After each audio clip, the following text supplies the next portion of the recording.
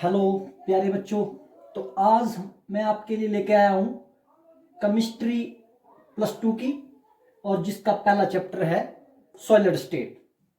Solid state को पढ़ने से पहले हम जरा थोड़ा सा जो आप प्रीवियस क्लासेस में पढ़ के आए हैं वो थोड़ा सा रिवाइज कर लें। पिछली क्लास में आपने 10th में 11th में आपने पढ़ा है स्टेट्स ऑफ मैटर के बारे में। जो मैटर्स है बेसिकली उसकी स्टेट, कौन कौन सी स्टेट है जिसमें मैटर एग्जिस्ट करता है। पहले हम बात करते हैं सबसे फंडामेंटल स्टेट जो है आपकी, वो सॉलिड ही है कि आपके जितने भी मैटर हैं वो आपको या तो सॉलिड मिलते हैं या तो लिक्विड स्टेज में मिलते हैं, और थर्ड स्टेज जो है वो कौन सी है, गैसेस की फॉर्म में मिलते हैं। मैटर जो है इन तीन फॉर्म में एग्जिस्ट करता है, ये कह सकते हैं आपकी ये फंडामेंटल स्टेट है। ये क्या है, फंडामेंटल स्टेट्स हैं मैटर की। ये फंडामेंटल स्टेट्स है, ये नहीं है कि इसके अलावा भी कुछ एक स्टेट्स हैं जो इंटरमीडिएट स्टेट बोल सकते हैं इनको। इंटरमीडिएट फॉर्म और भी हैं जिसमें स्टेट्स मैटर जो है वो एग्जिस्ट करता है। उस ये भले ही हम उनका जिक्र आपकी उसमें नहीं करते हैं, पर फिर भी थोड़ा सा उनके बारे में जान लेते हैं कि और कौन सी इंटरमीडिएट स्टेट्स है जिसमें मैटर जो है वो एग्जिस्ट कर सकता है। इसमें से फोर्थ स्टेज अगर मैं लिखूं तो वो होगी प्लाज्मा। प्लाज्मा जो है ये भी मैटर की एक स्टेट है। ये प्लाज्मा जो है आपको जो भी ट्यूब्स वगैरह में जो फ्लोरिसेंट्स आप देखते हैं वो प्लाज्मा का एक एग्जांपल है। इसके अलावा एक और स्टेज जो है वो अल्बर्ट आइंस्टाइन ने जो है वो एक मैटर के लिए जो है एक और इंटरमीडिएट स्टेट जो है वो दिखाई थी, वो थी उनके नाम से ही बोस आइंस्टाइन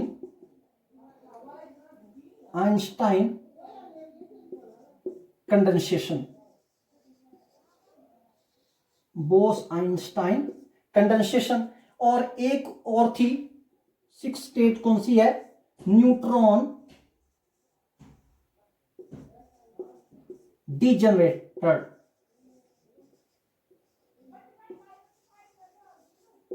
न्यूट्रॉन डीजनरेटेड। और एक और सेवंथ फॉर्म भी है आपको जो है बड़ी, जब आप हायर स्टडी में जाएंगे तो सेवंथ स्टेट के बारे में भी आप पढ़ेंगे। वो कौन सी है, quark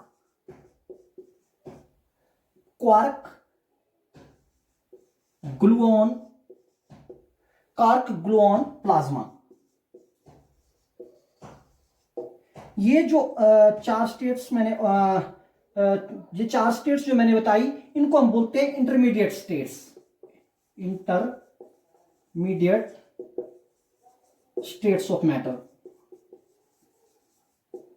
states of matter basically तीन ही है जिनको हम फंडामेंटल स्टेट्स बोल सकते हैं, सॉलिड, लिक्विड और गैसेस। इसके अलावा plasma, Bose Einstein condensation, neutron degenerator और क्वार्क ग्लूऑन प्लाज्मा, ये जो है ये भी मैटर की स्टेट्स हैं। इनको इंटरमीडिएट स्टेट्स बोलते हैं। और ये स्टेट्स जो हैं ऐसी एग्जिस्ट नहीं करती है, ये समझ लो कि मैन मेड स्टेट्स हैं। इनमें हम क्या करते हैं कि हाई एनर्जी स्टेट्स या लो एनर्जी स्टेट्स भी बोलते हैं इनको, जिसमें एक स्पेशल कंडीशन के अंदर जो है हम इन सॉलिड, लिक्विड और गैसेस को लेकर जाते हैं, जैसे सुपर कूलिंग हो गई या सुपर हीटिंग हो गई, जिसके माध्यम से क्या करते हैं हम इन स्टेट्स को जो है प्लाज्मा, बोस आइंस्टाइन कंडेंसेशन या न्यूट्रॉन डीजनरेटर, क्वार्क ग्लूऑन प्लाज्मा की स्टेट में जो हम लेके जाते हैं। इसके अलावा जब आप एरोनॉटिकल इंजीनियरिंग या अदर फील्ड में जाएंगे एडवांस स्टडी में, तो आपको और भी स्टेट्स मिल जाएगी। ऑलमोस्ट लगभग जो है अभी तक 42 स्टेट्स जो है आप जो है वो आपको देखने को मिलेगी मैटर्स के बारे में। परंतु ये जो जितनी भी स्टेट्स हैं इसके नीचे जितनी भी मैंने दिखाई, ये जो आर्टिफिशियल स्टेट्स बोल सकते हैं जिनको, या इंटरमीडिएट स्टेट्स बोल सकते हैं मैटर की, ये जो है हमारे सिलेबस में नहीं है, तो इसके बारे में हम कोई डिस्कशन नहीं करेंगे। और रही बात लिक्विड की और गैसेस की, इसके बारे में आप +1 में जो है वो पढ़ के आए हैं कि लिक्विड किस तरह से क्या करता है, गैसेस जो है वो किस तरह से बनी है और क्या है उनकी सारी प्रॉपर्टी के बारे में आप +1 में जान के आए हैं। अभी आपकी +2 में जो है ये सॉलिड के बारे में एक चैप्टर है, और उस चैप्टर का नाम है सॉलिड स्टेट। तो हम जो है सिर्फ सॉलिड के बारे में ही बात करेंगे इस चैप्टर में कि सॉलिड्स क्या होती हैं, सॉलिड चीज क्या है, मैटर की जो सॉलिड फॉर्म है वो किसको हम सॉलिड बोलेंगे। तो आओ मिलकर हम इस सॉलिड स्टेट के बारे में पढ़े। प्यारे बच्चों, आपने जो है, जो मैं आपको यहाँ पर पढ़ा रहा हूँ, आप साथ साथ में अगर इनके नोट्स बनाते जाएंगे तो आपके लिए जो है वो ज्यादा बेटर रहेगा। तो देखिए, सबसे पहले हम करते हैं जनरल इंट्रोडक्शन। एक जनरल इंट्रोडक्शन, जनरल इंट्रोडक्शन करते हैं सॉलिड की, कि जनरली जो है सॉलिड होता क्या है। तो सॉलिड्स जो है आपने देखा होगा कि इसमें ये जनरल प्रॉपर्टी में आपने देखा कि ये हार्ड होते हैं जो भी है, और ब्रिटल भी होते हैं, टूटने वाले, टूटने और क्या होता है इसमें, और क्या गुणधर्म है कि ये रिजिड होते हैं। सबसे बड़ी बात, रिजिड होते हैं। अब किस कारण होते हैं ये हार्ड, रिजिड और ब्रिटल, इसको जानना जरूरी है कि ये रिजिड, इनमें जो रिजिडिटी है वो किस कारण होती है।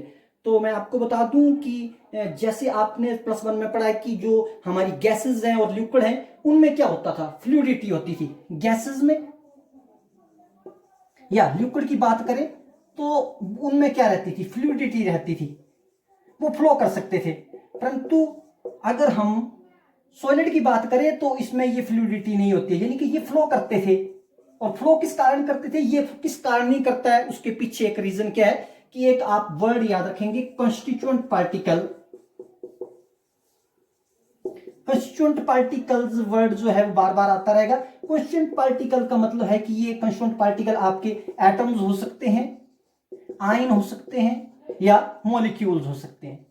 ये कोई भी हम फिक्स नहीं कर रहे हैं कि अभी कि क्या है। जब पर्टिकुलर कोई कंडीशन आएगा तो हम इनकी बात कर लेंगे कि एटम्स होंगे तो क्या इंपैक्ट पड़ेगा, आयंस होंगे तो क्या होगा, मॉलिक्यूल्स होंगे तो उनका क्या इंपैक्ट पड़ेगा। फिलहाल हम एक वर्ड यूज कर रहे हैं, कंस्टिट्यूएंट पार्टिकल। कंस्टिट्यूएंट पार्टिकल्स जो हैं वो सॉलिड के केस में जो है वो क्या करते हैं, फ्री टू मूव नहीं होते हैं, वो मूव नहीं कर सकते फ्रीली। परंतु गैसेस और लिक्विड के केस में जो है वो क्या कर सकते हैं, फ्रीली मूव कर सकते हैं। आपने देखोगे कि जो सॉलिड सब्सटेंस कोई भी है, जैसे ये सपोज करो सॉलिड है, तो इसके अंदर क्या होगा कि जो कंस्टिट्यूएंट पार्टिकल हैं दे आर क्लोजली पैक्ड, इस तरह से वो क्लोजली पैक्ड होते हैं।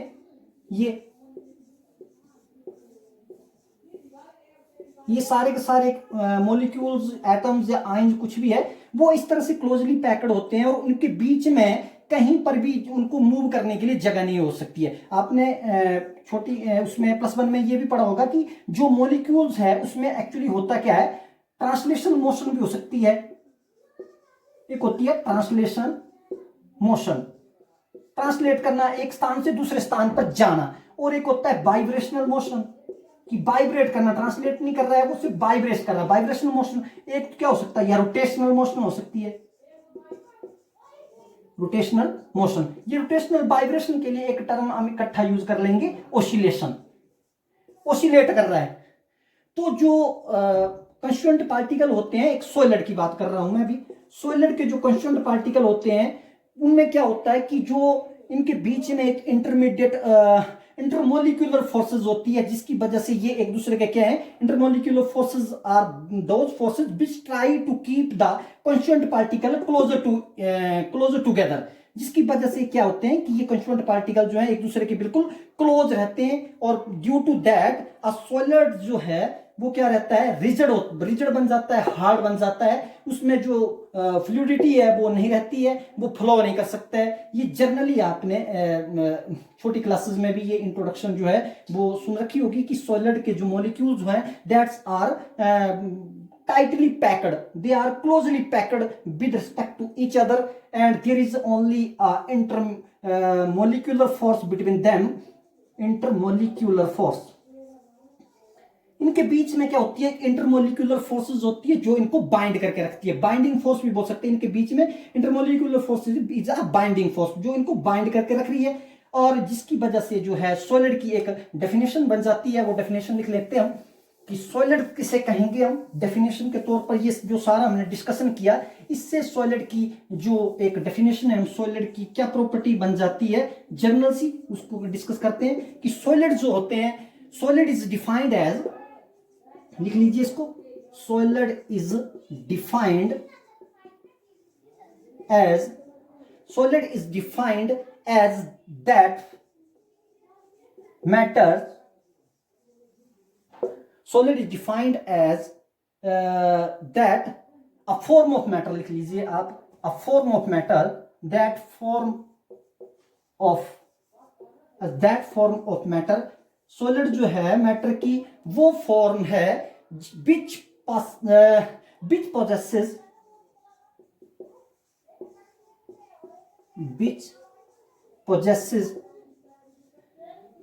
possesses the rigidity, जो रिजिडिटी दिखाता है, हार्डनेस, रिजिडिटी मीन्स हार्डनेस भी आप इसको लिख सकते हैं, हार्डनेस, या have and which have definite shape, size and volume.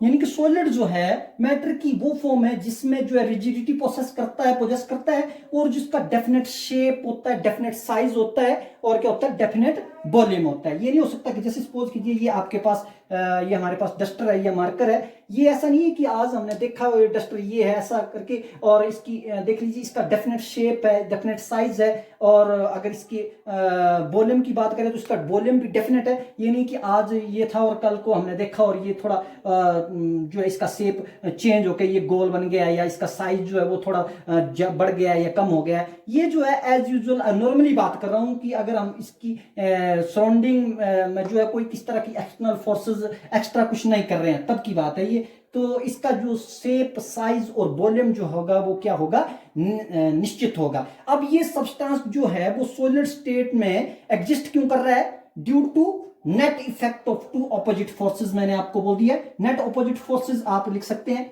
Net opposite forces है due to net opposite forces.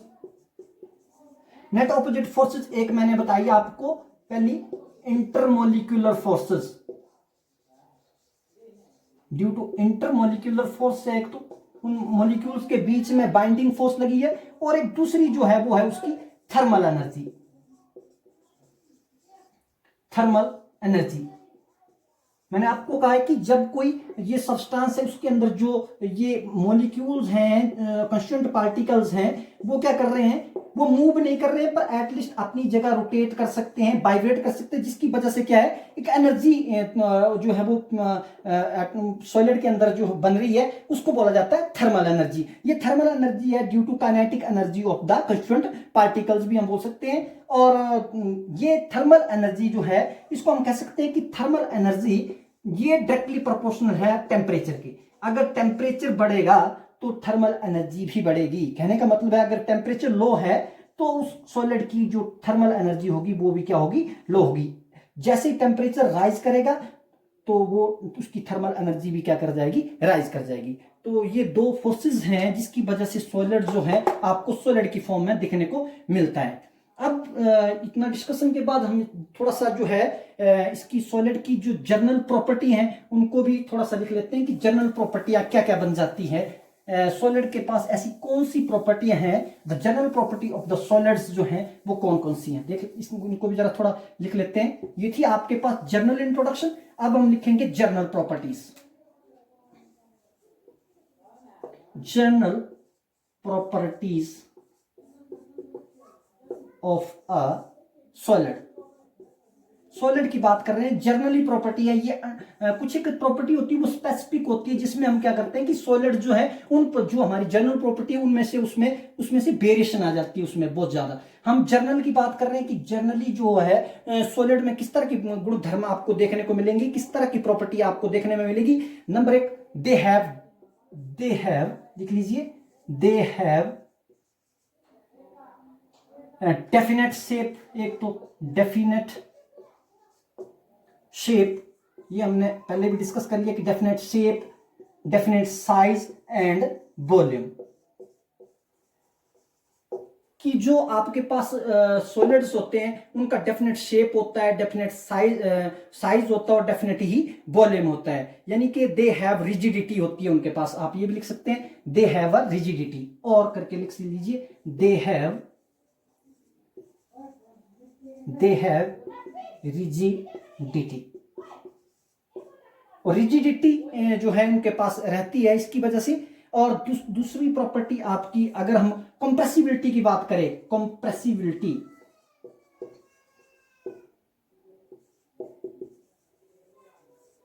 अगर हम कंप्रेसिबिलिटी की बात करें, कंप्रेस का मतलब है कि अगर जैसे सपोज करो ये डस्टर है, अगर मैं इसको प्रेस करना चाहूं और प्रेस करके ये इतना सा बन जाए, क्या ये पॉसिबल है? नहीं है, क्योंकि ये सॉलिड है और ये कंप्रेस नहीं हो सकता है। यानी कि हम कह सकते हैं कि इनकी जो कंप्रेसिबिलिटी है वो वेरी लो है, बहुत ही कम है। हाँ, प्रेस तो हो सकता है, अगर हम इसकी एक लिमिटिंग फोर्स से ज्यादा फोर्स लगा रहे हैं तब हो सकता है ये पिचक जाए, अदरवाइज नॉर्मली बात कर रहे हैं हम तो इनकी जो कंप्रेसिबिलिटी है वो लो है। आप ये भी कह सकते हैं कि they are incompressible, they are incompressible. Normally condition की बात कर रहे हैं कि जो सॉलिड्स होते हैं generally they are incompressibles. Third point लिख लीजिए। और अगर मैं फ्लेक्सिबिलिटी की बात करूं, सिमिलरली फ्लेक्सिबिलिटी,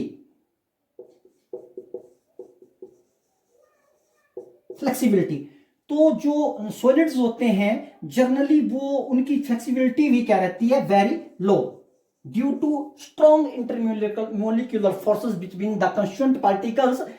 उस इंटरमोलिकुलर कंस्टिट्यूएंट मोलिकुलर फोर्सेस की वजह से ही उनकी जो टाइट, जो कॉम्पैक्ट पैकेज है उसकी वजह से ही उनकी जो फ्लेक्सिबिलिटी है वो भी बहुत ही लो होती है। तो फ्लेक्सिबिलिटी हम अगर उनकी देखना चाहें तो इसकी जनरल प्रॉपर्टी में क्या आएगा? Flexibility is very low.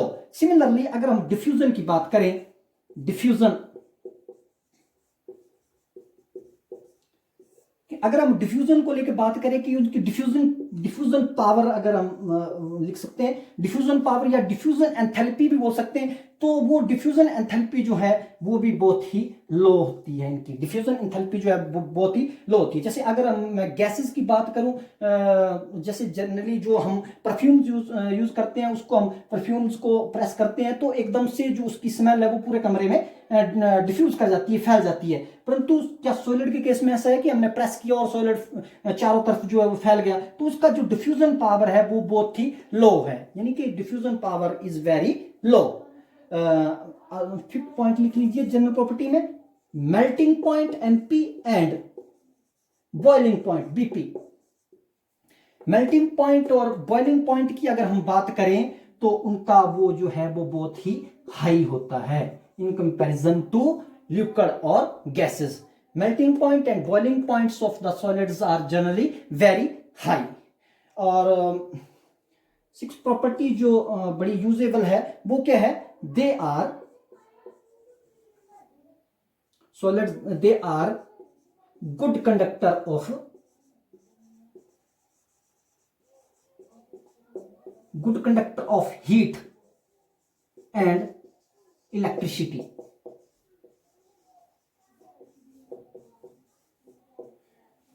Solids जो होते हैं वो हीट के बहुत ही अच्छे कंडक्टर होते हैं या इलेक्ट्रिसिटी के बहुत अच्छे कंडक्टर होते हैं। जितने भी हमारे पास सॉलिड्स हैं, विशेष तौर पर जो मेटल्स हैं, गुड मेटल्स जो हैं हमारी उनसे बने हुए जितने भी सॉलिड्स हैं, they are good conductor of heat and electricity. ये जो प्रॉपर्टी है ये हमारे लिए बहुत ही यूजेबल है। आप देख तो जनरल प्रॉपर्टी में अभी तक आपने देखा कि जो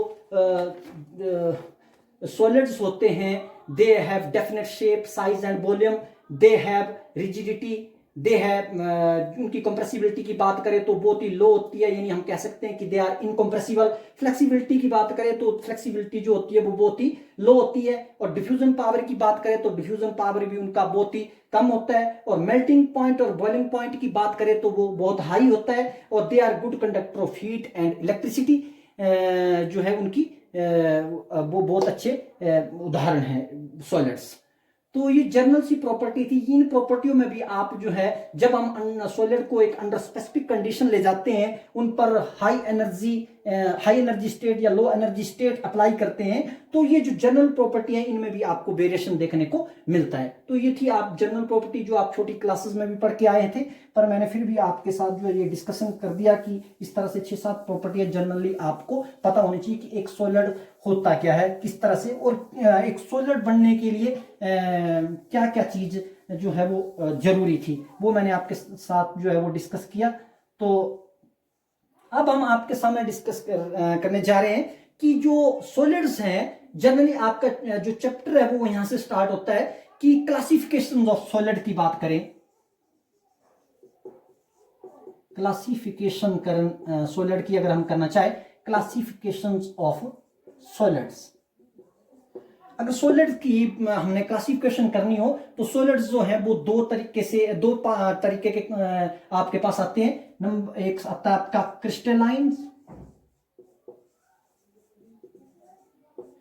क्रिस्टलाइन सॉलिड्स, और दूसरा टाइप आता है आपके पास एमोर्फस सॉलिड्स। दो टाइप के सॉलिड्स जो है आपके उसमें चैप्टर में जो है वो दिखाए गए हैं, क्रिस्टलाइन सॉलिड्स और दूसरा क्या है, क्रिस्टलाइन सॉलिड्स और एमोर्फस सॉलिड। क्रिस्टलाइन सॉलिड्स और एमोर्फस सॉलिड्स जो है आप इसमें जो डिफरेंस है वो साथ साथ में उनको भी नोट डाउन करते जाते हैं कि जो मेनली डिफरेंस क्या है इसमें। जैसे सपोज करो हम एक चाक की बात करते हैं, जो चौक ब्लैक बोर्ड पे लिखने के काम आती है, उसमें क्या होता है कि कैल्शियम कार्बोनेट होता है। पर कैल्शियम कार्बोनेट जो है और एक मार्बल की बात करते हैं, उसमें भी क्या होता है, कैल्शियम कार्बोनेट होता है। पर चौक आपके सामने जो है वो किस तरह से होती है, वो इतनी सॉफ्ट जैसी, और जब आप तोड़ते हैं तो एक ब्रिटल इस तरह से टूटती है अलग से हिस्से में। और एक मार्बल की बात करें तो वो इतना स्ट्रॉन्ग है और इतना स्मूथ जैसा होता है। पर ये इसका जो आपका जो सरफेस है वो क्या होता है, रफ जैसा होता है। तो जबकि जो कंस्टिट्यूएंट पार्टिकल हैं वो ऑलमोस्ट सेम है, कैल्शियम कार्बोनेट दोनों में पाया जाता है, परंतु फिर भी वो एक क्रिस्टलाइन की कैटेगरी में और अमॉर्फस की कैटेगरी में क्यों डाले गए हैं। तो यहाँ पर कुछ एक प्रॉपर्टी है, कुछ एक गुणधर्म है जिसकी वजह से जो हम सॉलिड को क्रिस्टलाइंस और अमॉर्फस सॉलिड्स की कैटेगरी में बांटते हैं। अगर हम क्रिस्टलाइन की सबसे पहले बात करें तो क्रिस्टलाइन सॉलिड में जो होता है वो कंस्टिट्यूएंट पार्टिकल्स की जो अरेंजमेंट रहती है वो बहुत ही रेगुलर होती है, एक डेफिनेट ऑर्डर होता है और लॉन्ग रेंज ऑर्डर होता है। तो आप पॉइंट लिख लीजिए, रेगुलर अरेंजमेंट क्रिस्टलाइन में इसमें क्या होता है, regular arrangement of the constituent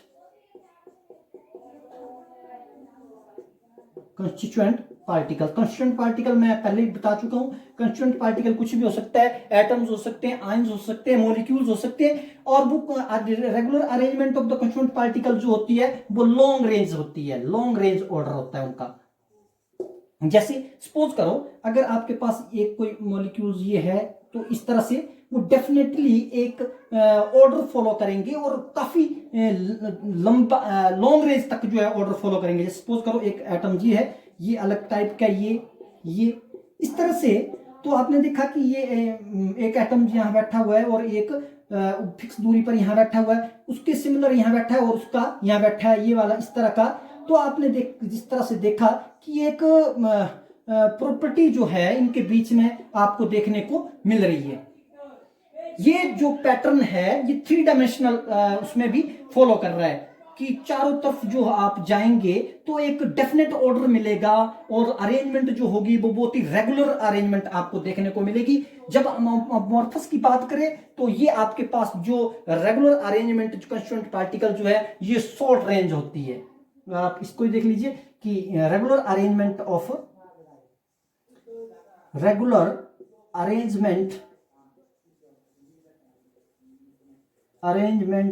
of the constituent particle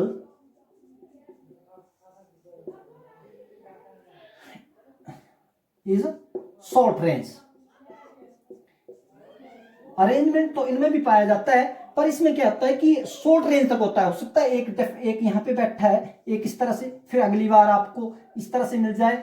हो सकता है कुछ टाइम के लिए जो अरेंजमेंट है वो आपको एक ऑर्डर में मिल जाए और कुछ देर के बाद आप देखेंगे कि वही ऑर्डर जो है वो डिसऑर्डर बन के किसी और टाइप का अरेंजमेंट आपको देखने को मिलेगा। यानी कि बहुत ही शॉर्ट रेंज तक जो है वो अरेंजमेंट आपको देखने को मिलता है। पर इसमें इस केस में जो है एक लॉन्ग रेंज ऑर्डर जो है वो पाया जाता है। और अगर इसी बेस पर अगर हम आपको सेकंड पॉइंट ये डाल दो कि एक्चुअली इनको ट्रू सॉलिड्स से भी जाना जाता है। These are known as true solids. Crystalline solids are known as true solids. और इनकी अगर हम बात करें तो ये ट्रू सॉलिड्स नहीं है क्योंकि इनमें जो अरेंजमेंट है वो एक रेगुलर पैटर्न को फॉलो नहीं कर रहा है, शॉर्ट रेंज होते हैं। इसकी वजह से इनको हम बोलते हैं स्यूडो स्यूडो सॉलिड्स, या एक और वर्ड भी यूज करते हैं सुपर कूल्ड सॉलिड्स होते हैं। जैसे आपने देखा होगा कि जो हमारी खिड़कियां होती हैं, खिड़कियों पे जो शीशे लगे होते हैं उनका कुछ टाइम के बाद जैसे ही उन पर हीटिंग इफेक्ट और जैसे गर्मियां पड़ी हीटिंग इफेक्ट पड़ आ गया इनके ऊपर, फिर सर्दियां पड़ी और कूलिंग इफेक्ट आ गया इनके ऊपर, तो फिर क्या होता है कि जो इनके मॉलिक्यूल्स जो पहले से ही डिसऑर्डर में हैं और शॉर्ट रेंज ऑर्डर हैं, वो क्या करने लग जाते हैं due to gravity this molecules जो हैं वो क्या करने लग जाते हैं, नीचे सरकने लग जाते हैं। और एक टाइम आएगा कि ये नीचे जो है मॉलिक्यूल्स एक थिक लेयर बना लेते हैं, जिसके कारण क्या होता है कि शीशा जो ऊपर से है वो क्या होता है, पतला पड़ जाता है और नीचे ये थिक हो जाता है, मोटा हो जाता है। तो ये जो शीशे में ये जो गुण है किसकी वजह से है, क्योंकि इसमें रेगुलर अरेंजमेंट नहीं है, शॉर्ट रेंज ऑर्डर अरेंजमेंट था, और हीटिंग और कूलिंग की वजह से जो मॉलिक्यूल्स हैं वो स्लिप होने शुरू हुए ड्यू टू ग्रेविटी और अदर इफेक्ट। ये जो एक जगह नीचे लेयर बना ली और ये क्या है, थिक लेयर, एक मोटी लेयर, और आप देखेंगे कि ये मिल्की जैसी लेयर, मिल्की जैसे बन जाते हैं, दूधिया फेड पड़ जाते हैं। तो ये प्रोसेस ऐसा नहीं है कि इतनी जल्दी होने वाला है, इसको होने में जो है वो काफी सारे साल लगेंगे, 200 300 साल या 100 साल या 50 साल के बाद जो है ये आपको देखने को मिलेगा। तो इसकी वजह से इसको जो है वो स्यूडो सॉलिड बोला जाता है या सुपर कूल्ड सॉलिड भी बोला जाता है। अगर हम इनके थर्ड पॉइंट लिख लीजिए कि अगर हम मेल्टिंग पॉइंट की बात करें, melting point of these crystal या these crystalline solids is fix. इनका जो मेल्टिंग पॉइंट है वो क्या है, फिक्स है। आप एक वर्ड और लिख सकते हैं, शार्प। इनका बहुत ही शार्प मेल्टिंग पॉइंट होता है। यदि आपको क्रिस्टलाइन सॉलिड्स को मेल्ट करना है तो क्या होगा, एक डेफिनेट टेम्परेचर पर, जैसे सपोज करो 80 डिग्री पर अगर कोई मेल्ट हो रहा है तो वो 80 पे ही मेल्ट होगा। अगर आप 75 डिग्री तक उसको ऑब्जर्व करते रहेंगे तो उसमें कोई खास बदलाव आपको नहीं दिखेगा। जब 80 डिग्री तक लेके जाएंगे या 100 कोई किसी का अगर 100 डिग्री है तो वो 100 डिग्री पे ही जाके मेल्ट होगा। अगर उससे पहले आप 90 डिग्री पे चेक करेंगे तो कोई इतना बदलाव आपको देखने को नहीं मिलेगा। उसका फिक्स होता है कि इस मेल्टिंग पॉइंट पर, इस शार्प फिक्स डिग्री उस पर जो है टेम्परेचर पर ये मेल्ट होगा। इसमें ये प्रॉपर्टी जो है बहुत ही रिमार्केबल है, बहुत ही अच्छी है कि ये इनका जो मेल्टिंग पॉइंट की रेंज होती है वो बहुत ही शार्प होती है। परंतु अगर हम दूसरी तरफ जाएं तो इसमें जो है मेल्टिंग पॉइंट शार्प नहीं होता इनका। Melting point of these crystalline solids या amorphous solids, melting points of these solids is over range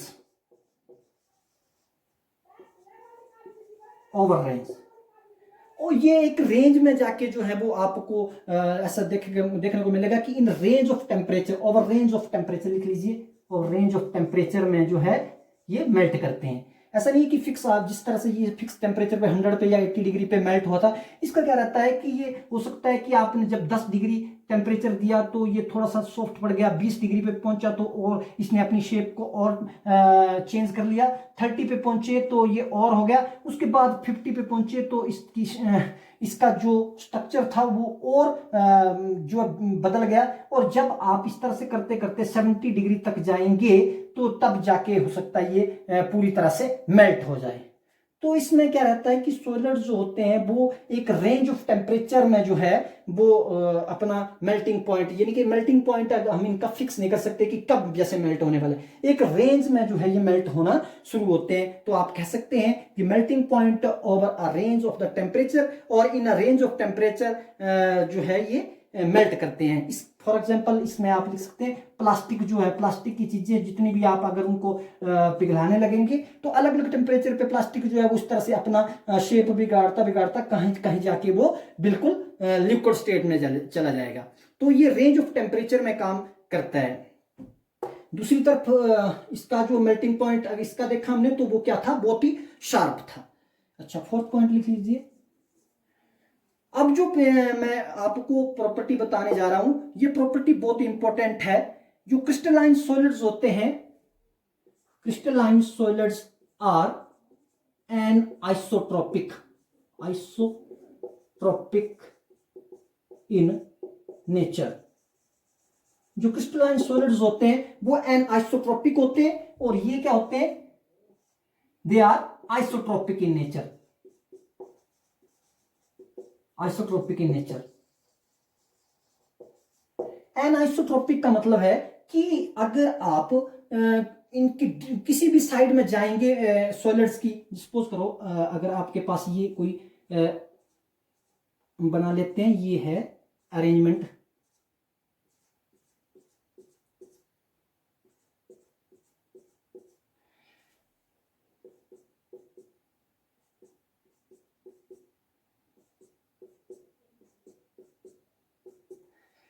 प्यारे बच्चों, जो फोर्थ नंबर पे जो क्रिस्टलाइंस और अमोर्फस सॉलिड्स की जो प्रॉपर्टी है वो बहुत ही इंपॉर्टेंट है। इसको जो जरा ध्यान से समझना कि ये जो क्रिस्टलाइन सॉलिड्स होते हैं वो सॉलिड्स एन आइसोट्रोपिक, लिख लो क्रिस्टलाइन सॉलिड्स आर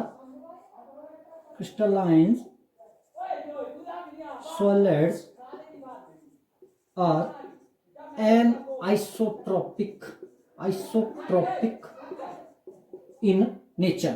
जो क्रिस्टलाइन सॉलिड्स होते हैं that's are anisotropic in nature, और अमोर्फस की बात करें तो they are isotropic in nature. इनके नेचर की बात करें तो ये एनाइसोट्रोपिक होते हैं, और इनकी बात करें तो ये आइसोट्रोपिक होते हैं। ये एनाइसोट्रोपिक जो है ये वर्ड क्या डिफाइन करता है, जरा देख लीजिए। सपोज करो आपके पास कोई एक 3 डायमेंशनल स्ट्रक्चर है, ये क्रिस्टलाइन पार्टिकल जो हैं वो रेगुलरली अरेंज्ड हैं। मैंने आपको पहले बोला कि क्रिस्टलाइन के केस में इस तरह से रेगुलर अरेंजमेंट ये तो आपको 3 डायमेंशनल में इस तरह से मिलेगी। ये कोई कैटाइंस और एनाइन हो सकते हैं इस तरह से। सपोज करो ये मैंने एक टाइप के जो एनाइन थे या कैटाइन जो आप समझ लो, उसमें क्या किया मैंने, बेरी कर दिया कि क्रॉस लगा दिया और आधों को बिना क्रॉस के। तो ये क्रॉस वाले सेम टाइप के हैं, बिना क्रॉस वाले सेम टाइप के मॉलिक्यूल्स हैं, कंस्टिट्यूएंट पार्टिकल्स हैं। तो होता क्या है कि यदि हम सपोज करो इस डायरेक्शन में मूव करते हैं, ऐसे मूव करेंगे तो आप देखेंगे कि इस तरह मूव करने पर इस साइड पे आपको 1 2 3 जो है वो क्रॉस मिल गए, और इस तरफ मूव करेंगे तो 1 2 3 और 4 मिल रहे हैं। और यदि मैं इस तरह से इधर को मूव करता 3 डायमेंशनल में, तो इधर को 2 क्रॉस और इधर को 1 क्रॉस, और सिमिलरली मैं इधर मूव करता तो 3 क्रॉस इधर 1 क्रॉस इधर, और इधर मूव करता 2 क्रॉस और इधर ओनली 1 क्रॉस। सिमिलरली मैं इस तरह से यहां को मूव करता, यहां निकल जाता तो यहां पर 3 क्रॉस और इधर कोई क्रॉस नहीं है। That means whenever we move in different direction, different physical properties जो है वो आपको देखने को मिलेगी। whenever we moves in a different direction, different arrangement will be appears. Due to that, a different physical property will be appear, or you can see that the different physical property in different direction. ये point आप note कर लीजिए ऊपर जगह बना के, different physical property. Fourth point में ये जोड़ लीजिए, the different physical property. Physical property जो है, different physical properties in different direction. जिस मर्जी डायरेक्शन में आप डिफरेंट डायरेक्शन में मूव करते जाएंगे, डिफरेंट फिजिकल प्रॉपर्टी कौन कौन सी, फॉर एग्जांपल वो क्या हो सकती है, जैसे रिफ्रैक्टिव इंडेक्स, जो रिफ्रैक्टिव इंडेक्स है वो वेरी कर जाएगा, या कंडक्टिविटी की बात करते हैं हम तो वो कंडक्टिविटी जो है वो भी उसमें भी आपको वेरिएशन, इस तरह से और भी फिजिकल प्रॉपर्टी है जिसमें आपको वेरिएशन मिलेगी। पर इस केस में अमॉर्फिक सॉलिड्स की बात अगर हम करें तो इसमें जो है, पहले मैंने आपको बताया कि इसमें जो ऑर्डर है वो इतना लॉन्ग रेंज नहीं है, शॉर्ट रेंज ऑर्डर आपको हो सकता है मिल जाए। उसके बाद जो है ये 3 डायमेंशनल में इसमें भी इस तरह से जो है आपको अरेंजमेंट जो है वो डिफरेंट सा मिलेगा। और जब हम इस केस में मूव करेंगे, यानी कि इसमें जो सेम फिजिकल प्रॉपर्टी आपको मिलेगी, आप ऐसे मूव करेंगे, चाहे ऐसे मूव करेंगे, चाहे ऐसे मूव करेंगे, ऑलमोस्ट सिमिलर अरेंजमेंट आपको देखने को मिलेगी। यानी हम इसमें लिख सकते हैं the same physical property, the same physical property such as same physical properties in different direction, different direction. हम डिफरेंट डायरेक्शन में जो है इसके थ्रू जाएंगे तो आपको जो है सेम फिजिकल प्रॉपर्टीज जो है वो देखने को मिलेगी। इस केस में आप एग्जांपल डाल लीजिए, जैसे ग्लास जो है इसका बेस्ट एग्जांपल है, ग्लास हो गया, प्लास्टिक हो गया, ठीक है, ये प्लास्टिक की चीजें हो गई, या पॉलीमर्स जितने हैं हाई मोलिक्यूलर के, पॉलीमर्स ऑफ हाई मोलिक्यूलर मास के जितने भी पॉलीमर्स हैं of high molecular mass, polymers of high molecular mass, plastics, glass जो हैं, ये जितने भी हैं इसके बेस्ट एग्जांपल हैं। ये सारे स्यूडो सॉलिड्स हैं, इनमें regular arrangement of constant particle जो है वो बहुत ही शॉर्ट रेंज होता है। प्यारे बच्चों, अब थोड़ा सा हिस्सा ये मिटा देते हैं so that the next point जो है उसको हम थोड़ा सा डिस्कस कर लेते हैं कि इसके अलावा इसमें क्या क्या चीजें होती हैं। 2-4 पॉइंट बचे हैं, उनको भी डिस्कस कर लेते हैं। ये जो मेनली पॉइंट इसमें जो है वो रेगुलर अरेंजमेंट लॉन्ग रेंज के लिए और इसमें शॉर्ट रेंज के लिए। अब इसके बाद नेक्स्ट पॉइंट जो है वो है they have definite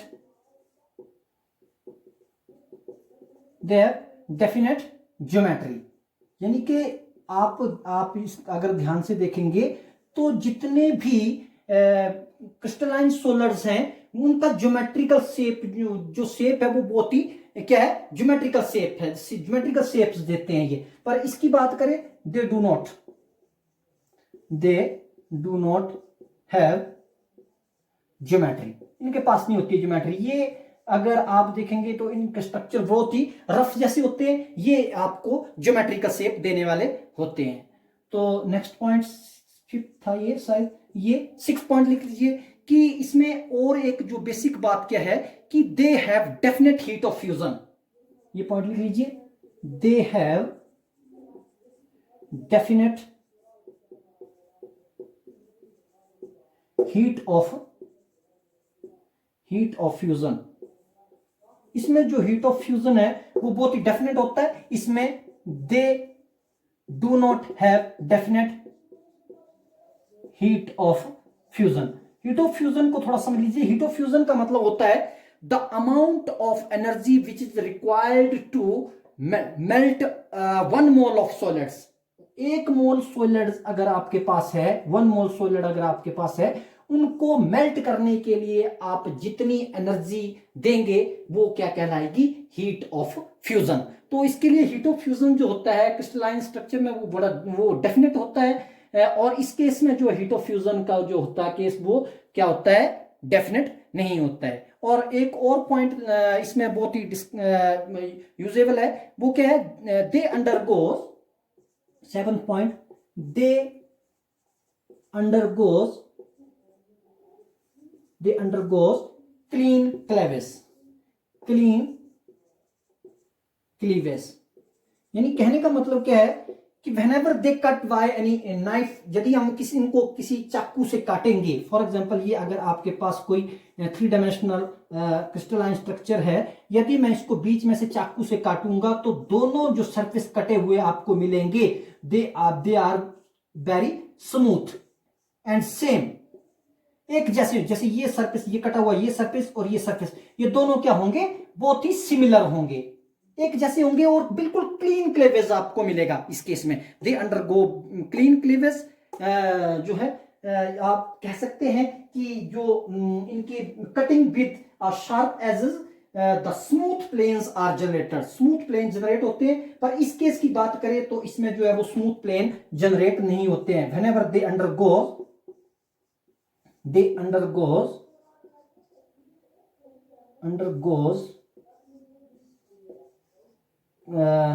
whenever they undergo do not आप सिंपल ये लिख लो, they do not show clean cleavage. बस इतना ही काफी है, क्लीन क्लेवेज। कहने का मतलब क्या है कि यदि मैं इनको किसी नाइफ से, चाकू से काटूंगा तो इनका जो स्ट्रक्चर होगा वो क्लीन क्लेवेज नहीं देगा। आपका सपोज करो यहां से अगर मैं इसको काटता हूं तो इस ढंग से टूटेगा कुछ,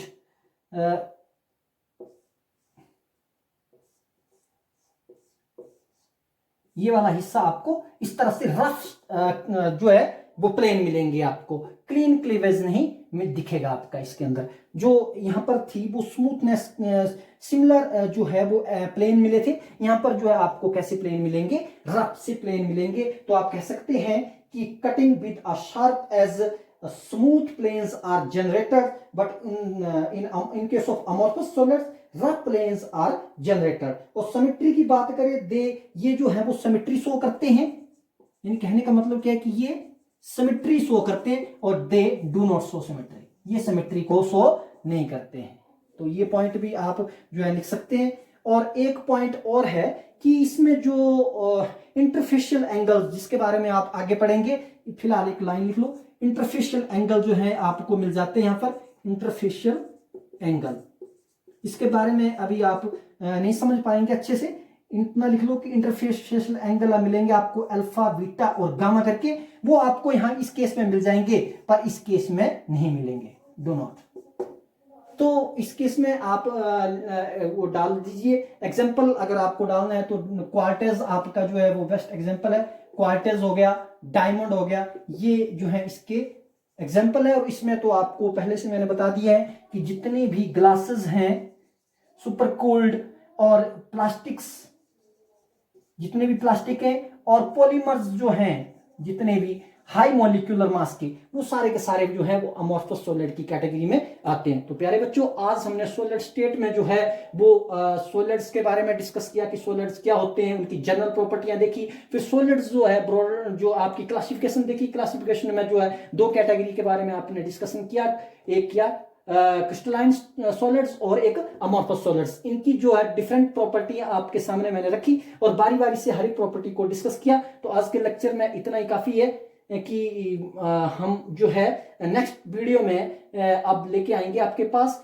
कि जो क्रिस्टलाइन सॉलिड्स हैं वो कितने टाइप के हैं और किस तरह से वो बनते हैं। पर अमोर्फस सॉलिड्स के बारे में आपके जो सिलेबस है इसमें कुछ ज्यादा आपको पढ़ने को नहीं मिलेगा, प्रॉपर्टियों के बारे से आप पता लगा सकते हैं। ऐसा नहीं है कि अमोर्फस सॉलिड जो है वो हमारी डेली लाइफ में यूजेबल नहीं है, ये हमारी दैनिक जीवन में बहुत ज्यादा यूजेबल है, पर इनके बारे में आपके सिलेबस में अभी फिलहाल नहीं है। आप अमोर्फस सॉलिड के बारे में नहीं पढ़ेंगे, केवल क्रिस्टलाइन सॉलिड के बारे में पढ़ेंगे। तो आज की वीडियो में सिर्फ इतना काफी है। नेक्स्ट वीडियो में हम आपके इससे आगे का जो चैप्टर में आपका क्रिस्टलाइन सॉलिड्स के बारे में है वो लेके आएंगे। तब तक नमस्कार।